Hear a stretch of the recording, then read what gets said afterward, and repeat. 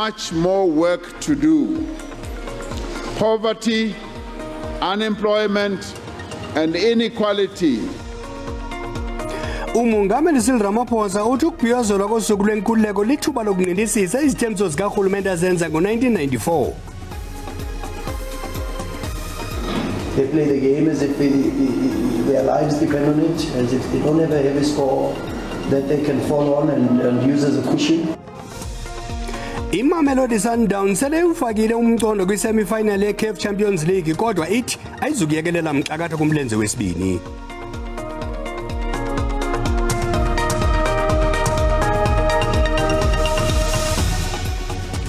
Mzansi Afrika untshu ifikile imini yenkululeko masinamkela amawethu ezindabeni zethu ngalenhlwa yomhla wenkululeko sesamkela ababukeli bethu kunqa phambili jikelele SABC 1 kunye nani babukeli bejelo iDDT molweni ekhaya masikawuliswa rhuqa.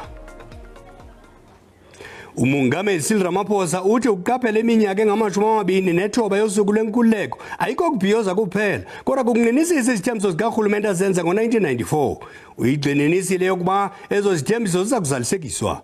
Umongameli besenza intetho ephambili yosuku lwenkululeko eKlerksdorp kumntla-ntshona. Kubhiyozelwa idemokrasi yoMzantsi Afrika kaloku ngama-29 eminyaka ngoku uMzantsi Afrika wathi wakhululeka kumakhamandela engcinezelo yabamhlophe. Ethetha noluntu lwalapha eKlerksdorp umongameli Cyril Ramaphosa uvakalise okokuba nangona nje khona imicelimngeni uluntu maluyiqonde into yokokubana sele kukwanje umgama omde noko ukuphucula ubomi babantu boMzantsi Afrika. On Freedom Day, not only do we celebrate this defining moment of our nation's long journey to freedom, but we also reaffirm our shared commitment to the promise that this momentous day in 1994 gave to all our people. Mongameli Ramaphosa uthi urhulumente wenza konke okusemandleni ukuqinisekisa okokuba iinkonzo ziyaye eluntwini ngaphandle kwamagingxigingxi. Our country has been hit by a number of crises: political, global, financial, social and economic shocks, worsening also natural disaster shocks that we've gone through. We also had floods here in Northwest, as we did in KZN, as we did in the Eastern Cape and in Gauteng as well. Lo mongameli xa elebela umemelele kuluntu ngokubanzi okokuba lusebenzisane ukuphelisa nya ubundlobongela obujoliswe kumanina. NdinguAbongile Dumako kwiindaba ze-SABC eKlerksdorp emntla-ntshona. Inkulu baphathiswa yasentshona koloni umnumzana Alan Winde ithi amagosa zomthetho eliphondo aza kumnqakula umongameli Vladimir Putin waseRussia ukuba ukhe nje wanyathela kweliphondo. Ebethetha kumsitho we-DA wosuku lwenkululeko obanjelwe enyanga eKapa. Uthi ANC neofisi yobongameli oko kukhutshwe isigunyaziso sokuba abanjwa kaPutin ziphala zicima. Umnumzana Alan Winde uthi ngelixa uMzantsi Afrika ubhiyozela usuku lwenkululeko uninzi lwabemi base-Ukraine nabaseRussia abakwazi ukubhiyozela inkululeko susela uhlaselo lwaseRussia kwilizwe lase-Ukraine kulo nyaka uphelileyo. Kulindeleke kuba umongameli Vladimir Putin waseRussia azimase ingqungquthela ye-BRICS eza kubanjelwa kweli ngo-August. uWinde uthi ANC norhulumente abade bacacise ukuba bemiphi kumba wesigunyaziso senkundla yehlabathi ejongene nolwaphulomthetho sokuba banjwa kaPutin.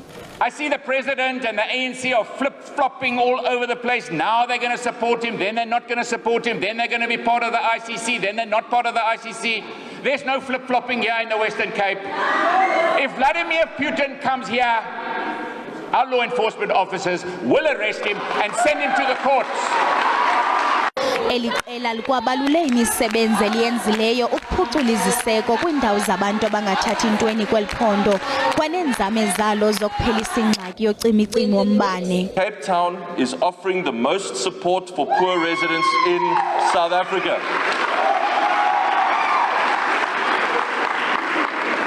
The most free water, the most free electricity. iDA ithi kulungela ukuthabathela kuyo ulawulo lwamaphondo onke kweli ukuba bavoti bathe babeka ithemba labo kweli qela.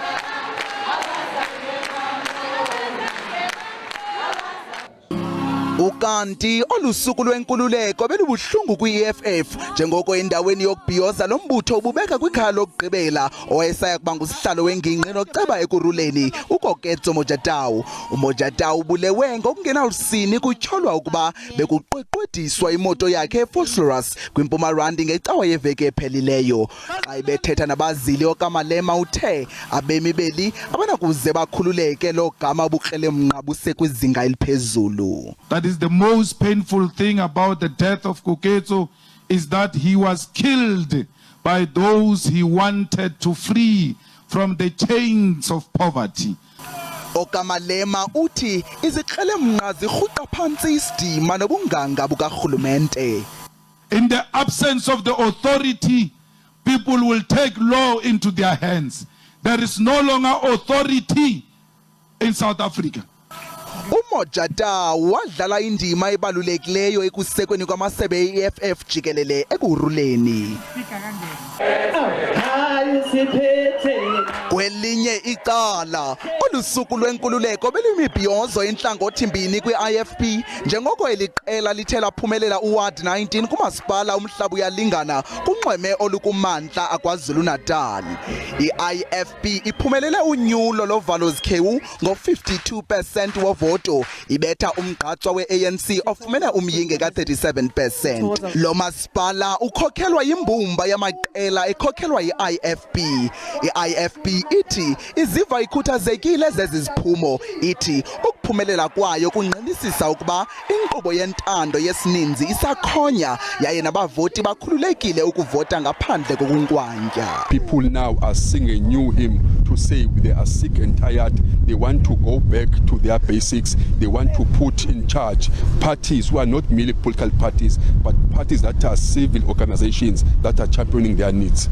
Kusenjalo inkokheli ye-ACDP umfundisi Kenneth Mishwe uqaphele i-ANC ngathi kukudodobala komgangatho wempilo yabantu phantsi kobunkokheli bayo. uMishwe uthe abemi baseMzantsi Afrika bahlutyulwe ilungelo labo lombane namanzi acocekileyo. Ebethetha eBS Nodia Square embindini wedolophu yeGauteng kwimibhiyozo yenkululeko yeqela lakhe. uMishwe uthi urhulumente akakayiphuhlisi imo yentlalo yabemi baseMzantsi Afrika. Do you know that South Africa is a wealthy country? Yes. South Africa is a wealthy country. Yes, it is. Nobody in South Africa needs to go to bed hungry. I-ACDP izakwenza umngcelele osingisele eConstitution Hill eBramfontein apho iza kuqaqambisa ingxaki ezambethe elilizwe. Nangona urhulumente senza unakonako ukuphucula impilo zabemi beli ngokuziswa kwenkonzo, uninzi kwilala wazalelwa kuyo uChristiani kusabalele ecofa imvaba eMpuma Koloni lukholelwa ukuba akonelanga. Urhulumente weliphondo wenze isikhumbuzo seminyaka engama-30 kususela ukubulawa kongasekho unobhala jikelele we-SABC ngo-April ka-1993. Umsithi wosuku lwenkululeko eMpuma Koloni ubanjelwe kusabalele. Ziliqela noko izinto ezenziwe kule lali egameni longasekhoyo uThembisile Chris-hani, kodwa abahlali bakholelwe ekubeni kusafuneka olunye uphuhliso. Ulwaphulomthetho nentswela-ngqesho kulutsha zikhankanywe njengemingeni ephambili ejongene nolutsha. Police station siyayifuna yona kakhulu ngoba kusitoti apha nangoku besanakwenzeka imomo ezininzi apha ngabantwana abangamadodana. Ngoku abantu abadala kunzima usuka apha baye ngapha eBridge Camp epolice station. Eyona nto thina siyifemeli siyinqwenelayo noba urhulumente asakhele sibe nawo nomsebenzi. Ezi zikhalazo zoluntu zithathwa njengezivakalayo. Urhulumente wephondo uthi urhwaphilizo lwenze kwaye luyaqhubeka lusenza umonakalo omkhulu kweli. Iinkonzo zikarhulumente zizisiwe apha. Ukufa kona kukaChris-hani azange kube lilize kuba abantu bazibona nabo bekhululekile. No leader of the organization, be it Chris-hani, be it Tambo, be it Govan Beki, would be happy with the situation. And I think even currently, many leaders who go to the veterans and many leaders within the organization are not happy with the situation. Ulutsha lubongoziwe ukuba luzama ukuphelisa intswela-ngqesho lujongene nayo kweli, ukanti luphinde lwakhuthazwa ukuba lwenze indima ekuthatheni isigqibo sokuba ngubani kanye nokulawula eli lizwe. Kwiindaba ze-SABC ndingufundiswa Mhlekude kusabalele ecofa imvaba. Kwalapha ezindabeni abazali besikolo samabanga aphansi iBethgenot eBloemfontein banyanzelisa amagumbi okufundela ithutyana sondwezwe kubafundi, kodwa masithuma umntwana evenkileni kuqala.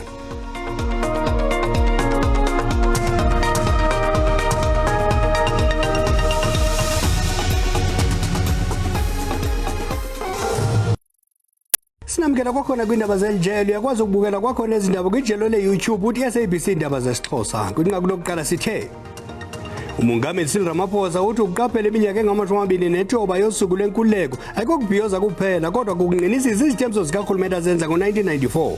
Uyigxininisile yokuba ezo zithembiso ziza kuzalisekiswa. Umongameli besenza intetho ephambili yosuku lwenkululeko eKlerksdorp eMntla-Ntshona. Kusenjalo abahlali bengingqi yase-Alabama naseMenzies Park eMntla-Ntshona apho umongameli enze intetho khona baziva bebekelwe bucala. Bathi anqongophela amathuba kubo ngoba babengekho mhlophe ncakasana ngexesha lengcinezelo, ukanti nakurhulumente wangoku abekho mnyama ngokwaneleyo.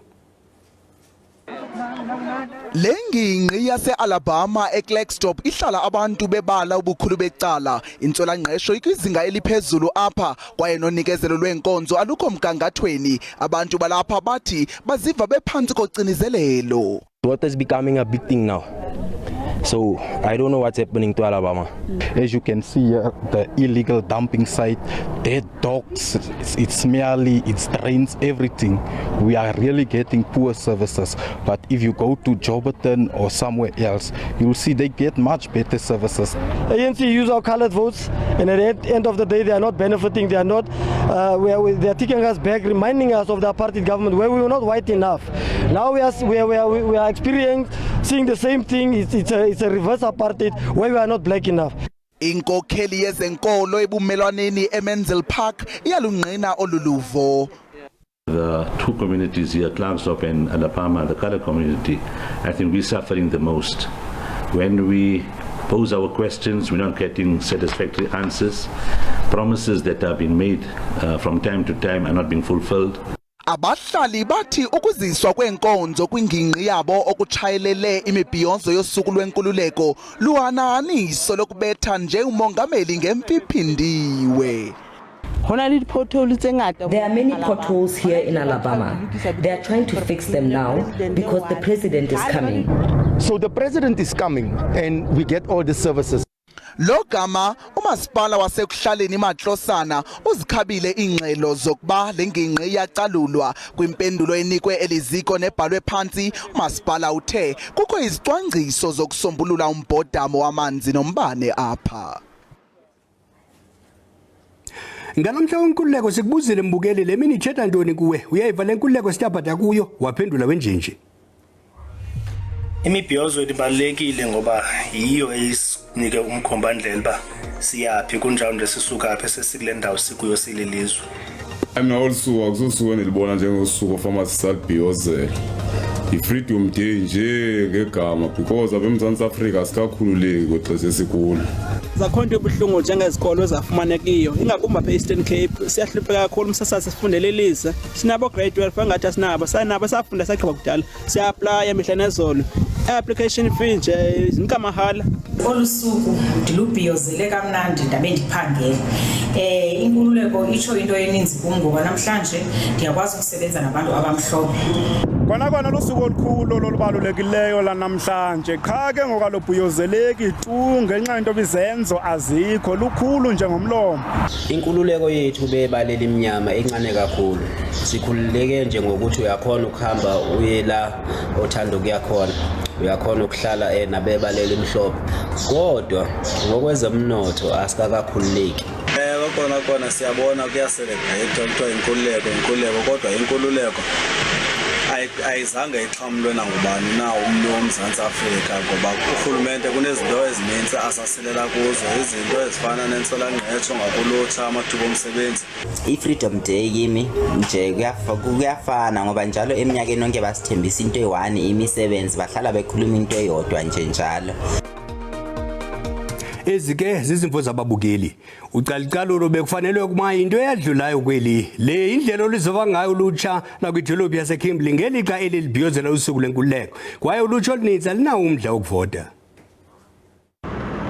Phambi kuka-1994 uninzi lwabantu lwaluziva lucalucalulwa ngenxa yokuphathwa gadalala ngurhulumente wengcinezelo. Ngelixa eli lingena kwisigaba esitsha uninzi lwabemi lwafumana ithuba lokuba namalungelo. Ulutsha lwaseKimberley lukhe nalo lwaphefumla ngemibhiyozo yosuku lwenkululeko. Freedom Day means a lot to me because it's where the world got free, basically. Like it got free from segregation. Nanjengoko eli lijonge kunyulo luka 2024, ulutsha lunezimvo ezibethabethanayo ngokuvota. Yes, I will be going to vote next year. Firstly, I have to vote because I feel like my vote is not, I'm not just voting for me. I'm voting for all of the people who can't vote. That is now my little sister, my little brother. So technically, I'm their voice, you know. No, I'm not going to vote. I'm not going to vote next year. Enye inkokheli yolutsha ithi imingeni yeli iluphelelisa ngomdla wokuvota ulutsha kwanokuthatha inxaxheba kwinkqubo zentando yesininzi. Young people are talking and having conversations, and one of the things that we speak about is just how we can bring that change, how we can improve the systems that are meant to bring that change. So I'm quite hopeful, but the reality is that there are gaps in civic education. There are people who still don't know why it is important to vote. Ngelixa uninzi luziva lukhululekile, kusekho abemi beli abasazibona becinezelekile kuba abakabuboni ubomi obungcono. Abazali besikolo samabanga aphansi eBergenot eBloemfontein eFreyistata banyanzelisa amagumbi ethutyana asiwe kwisikolo esikufutshane esakhiwayo. Baqhankqalaze ngaphandle kwesikolo befuna impendulo kwisebe lezemfundo. Ngoku amagumbi ethutyana ale ndawo akwiikhilomitha ezintandathu ukusuka kwindawo yokuhlala. Abazali baxhalabile ngemeko yesikolo samabanga aphansi eBergenot. Abafundi abaneminyaka emithandathu budala bahamba umgama ongaphezulu kweekhilomitha ezintandathu kuye esikolweni. Ukhuseleko lwabo ngomnye umbotshisi bunzi. Banqumla kwimisingu kuye esikolweni kwaye abanye bagqibela besonzakala. When it's raining, they can't go to school because they are walking to the school. They don't, some of them, they don't have a transport. Inkqubo yokwakhiwa kwesikolo iqale kunyaka ophelileyo kwaye kulindeleke ukuba ibe seyigqityiwe ngoDisemba walonyaka. We have been approached the SGB committee in Iindaba. We have been approached Department of Education for assisting us. We want our learners to come this side. Isebe lezemfundo lithi kudala linxibelelana nabazali ukuba babe nomonde lisithi isikolo asikwazi kuba nenkqubo yothutho lwabafundi. Thina singumnyango evikini elidlule ngomgqibelo sibe nenhlangano enhle kakhulu lapha abazali bayebavuma ukuthi baza khona ukuthi baqashe or bakhulume nabasobhizinisi abane transport or bebus abaza khona ukuthi bathathe labantwana from emakhaya baye endaweni ethizeni bathathe labantwana babayise esikolweni baphinde futhi babalanda. Abazali bathi baza kuqhankqalaza besiya kwii-ofisi zesebe lezemfundo kwiveki ezayo ukuya kunikezela ngoxwebhu lwezikhalazo zabo. Qonqololo ziyaguqe ziyakhotshama ezalentwa ezangomso zangolwimi lwelembe. Umakhumalo uyalandela nemuzulu nathi ke mashebo nwabe lusuku lenkululeko noba sakufika sesikhanda umongo umbe ngomde kuyawucima umlilo makubekho sibehele.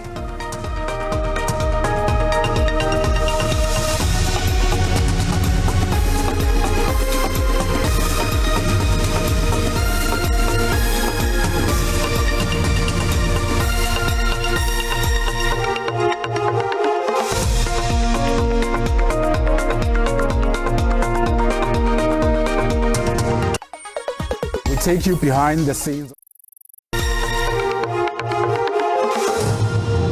Dibulele kwibhele molweni mawethu naliqikelelo lwemozulu sawubona la ngomsinga umoya obandayo oxananaze pha kolwanxeme olusempuma udala ke intshizane esithe qane ezithe xhaxhe phaa kwindawo eziphakamileyo zaseMpuma Koloni, kanti ke 30% wamathuba emvula olindelekileyo eFreystata ukonyukela phaa kompumalanga ngokunjalo nakwelaa phondo lase-Northwest. Ngomso ke mbukeli sakubona kaloku uba usaxana naze phaa kolwanxweme laKwaZulu-Natal lomsingomoya obandayo udala ke laa mkhumezelo ongephi kwindawo esigudlunxweme lwaseMpuma Koloni ngokunjalo naphaya KwaZulu-Natal. Isengula 30% wamathuba emvula olindelekileyo ngomso phaa kwelaa phondo laseFreystata ukonyukela eMpumalanga, eGauteng ngokunjalo naphaya eNorthwest kwimimandla esentshona. Lithehwele ngamafu zikhona ke nezazibhaxu zenkungu kwindawo esigudlunxweme uqhubeke mbukeli ngononophelo, kanti ke uyabongozwa into yoba uqaphele kaloku iindudumo ezimandla phaa kwelaa phondo laseMpuma Koloni ngokuhlwa nje. Ngomso ke mbukeli kulindeleka imozulu eyomileyo nenomoya nenokudala kaloku imililo yamadlelo kwakwelaa phondo lapha eMpuma Koloni. Amaqondo wethu okutshisa aphantsi asibonisa into yoba noko kuthanda ufudumala kwindawo ezisempuma. Amaqondo abetha phaya ko-14 eMthatha, kanti ke phaa eThekwini silindele u-19 degrees Celsius. Kusafudumele ke torhwana naphaa kwelaa phondo laseGauteng, amaqondo abetha ku-12 phaya eRhawutini kodwa kathathise ngo-17 phaa eliphalale ngokunjalo naseMusi nakwimimandla esentshona. Mbukeli ndingatsho nakhona ndithi noko lihlizulu phaa eKapa lodumo ngamaqondo abetha phaya ko-11 degrees Celsius,